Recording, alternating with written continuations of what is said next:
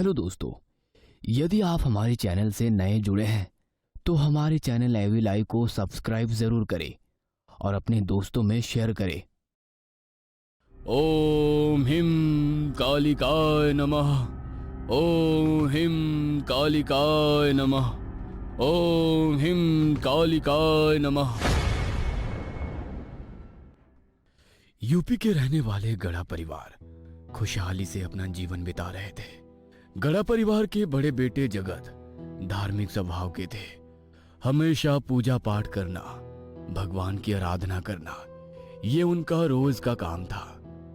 जगत की पत्नी राजेश्वरी भी अपने पति की तरह ही धार्मिक और अन्नपूर्णा थी। वो किचन में अपना काम कर रही थी। अपनी पूजा पाठ खत्म करके जगत नीचे आया।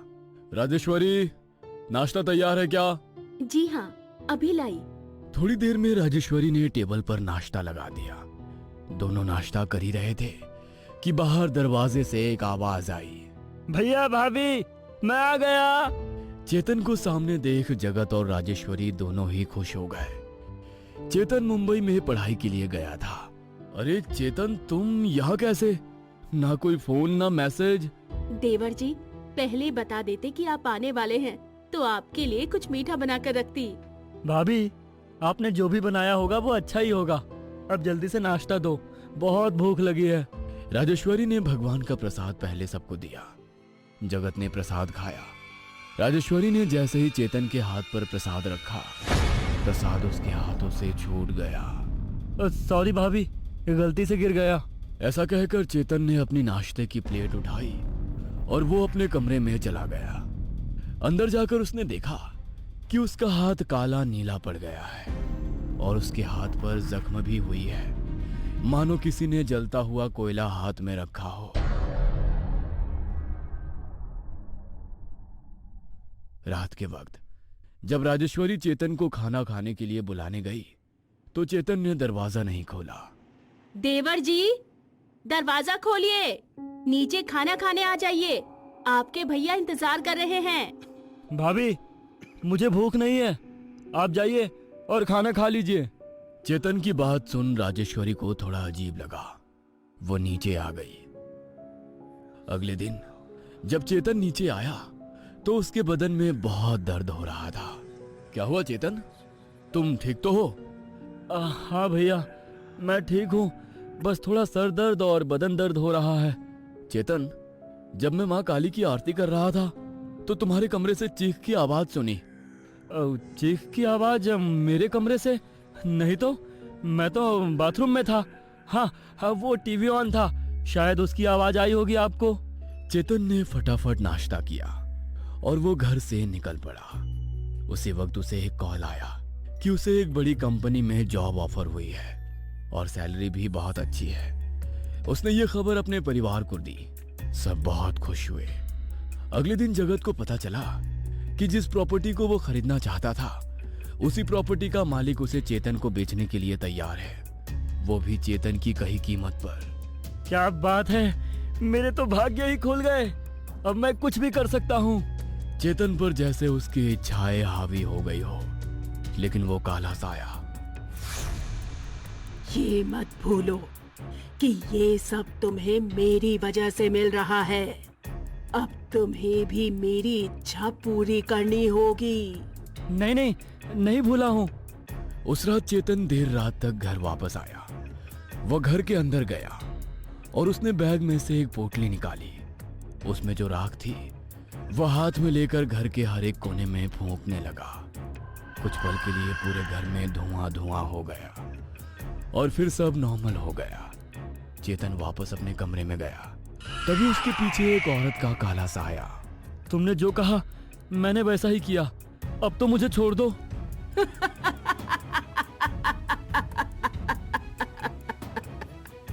काले साए की डरावनी हंसी पूरे घर में गूंजने लगी और चेतन के चिल्लाने की आवाज भी। अगले दिन घर का पूरा माहौल बदला हुआ था। जगत का काली माता के पूजा में मन नहीं लग रहा था। राजेश्वरी का भी पूरा बदन दर्द करने लगा था। वह बिस्तर से उठ ही नहीं रही थी। चेतन जब हॉल में आया तो जगत और राजेश्वरी को हॉल में ना देख वो उन्हें आवाज देने लगा। भैया भाभी, कहाँ हो आप दोनों? तभी वहां जगत आ गया। राजेश्वरी को अब तक सोता देख वो कमरे में गया। कमरे में देखा तो राजेश्वरी बिस्तर पर सो रही थी। उसका बदन गर्म आग की तरह तप रहा था। कहीं ये सब उसकी वजह से तो नहीं हो रहा है? चेतन के चेहरे के भाव बदल गए। उसे ज्यादा घबराहट महसूस होने लगी। जगत राजेश्वरी को हॉस्पिटल लेकर गया।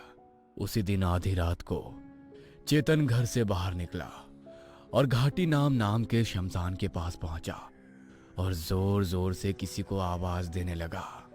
कहाँ हो तुम?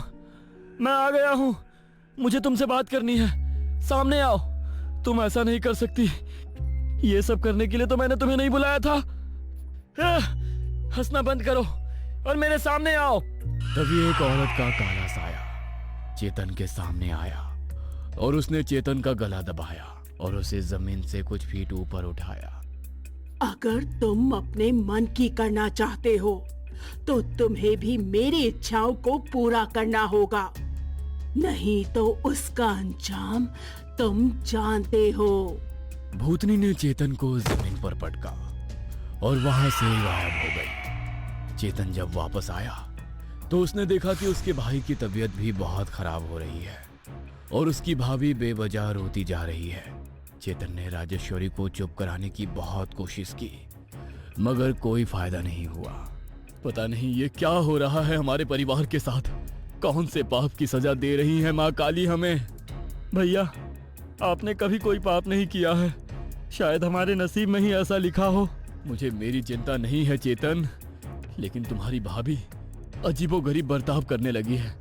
अपने मन से हंसती है, अपने मन में रोती है, कभी भी बीमार पड़ती है। ना जाने क्या हुआ है उसे। मेरी राजेश्वरी ऐसा कभी नहीं थी। भाभी भी बहुत जल्दी ठीक हो जाएगी, आप चिंता ना करें। चेतन को पता था कि जो कुछ हो रहा है उसकी वजह से हो रहा है।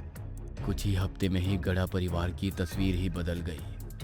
हमेशा तंदुरुस्त रहने वाले जगत अब लाठी के सहारे चलने लगे थे। हमेशा मुस्कुराने वाली राजेश्वरी जैसे हंसना ही भूल गई हो। दोनों के चेहरे भी मुरझा गए थे और उस आत्मा की इच्छाएं पूरी करते करते चेतन का चेहरा भी सफेद हो गया था। ये सब मेरी वजह से हो रहा है। ना मैं किसी चीज का लालच करता, ना आज किसी को इतनी तकलीफ होती। तभी वहां वो साया आ जाती है। ये रोना धोना बंद करो और मेरी इच्छा पूरी करो। नहीं नहीं, मुझे छोड़ दो, चली जाओ यहाँ से। गुस्से में उस साये की आंखें लाल होने लगी और वो चेतन के ऊपर झपट पड़ी। अगली सुबह चेतन की हालत बहुत खराब हो गई थी। उसने देखा कि उसके भाई और भाभी ने भी बिस्तर पकड़ लिया है। उसे कुछ समझ नहीं आ रहा था कि वो क्या करे। उसे अपनी गलती पर बहुत पछतावा होने लगा। ये क्या हो गया मुझसे? मैंने सब बर्बाद कर दिया। कुछ तो रास्ता होगा इन सब से छुटकारा पाने का, कुछ तो। तभी उसे जगत के चिल्लाने की आवाज आती है। राजेश्वरी, ये क्या कर रही हो तुम? शांत हो जाओ राजेश्वरी। चेतन, जल्दी आओ चेतन। चेतन भागता हुआ जगत के कमरे में गया और सामने का नजारा देख उसकी रूह कांप गई। राजेश्वरी का पूरा शरीर सफेद पड़ गया था और वो अपने ही हाथ से अपने शरीर को नोच रही थी। ये कोई बीमारी नहीं है, जरूर किसी ने हमारे घर पर काला जादू किया है। ये बात सुन चेतन हक्का बक्का रह गया। काला जादू? ये आप क्या कह रहे हो? आप तो इन सब बातों पर विश्वास नहीं करते ना। चेतन, मेरी आंखों के सामने ये सब हो रहा है और मैं चुप रहूं? तुम ही बताओ, कैसे विश्वास ना करूं? राजेश्वरी लगातार अपना शरीर अपने हाथों से नोच रही थी। नहीं, अब मैं चुप नहीं बैठ सकता, अब मुझे ही कुछ करना होगा। जगत ने चेतन का हाथ पकड़ा और उसे कमरे से बाहर लेकर आया।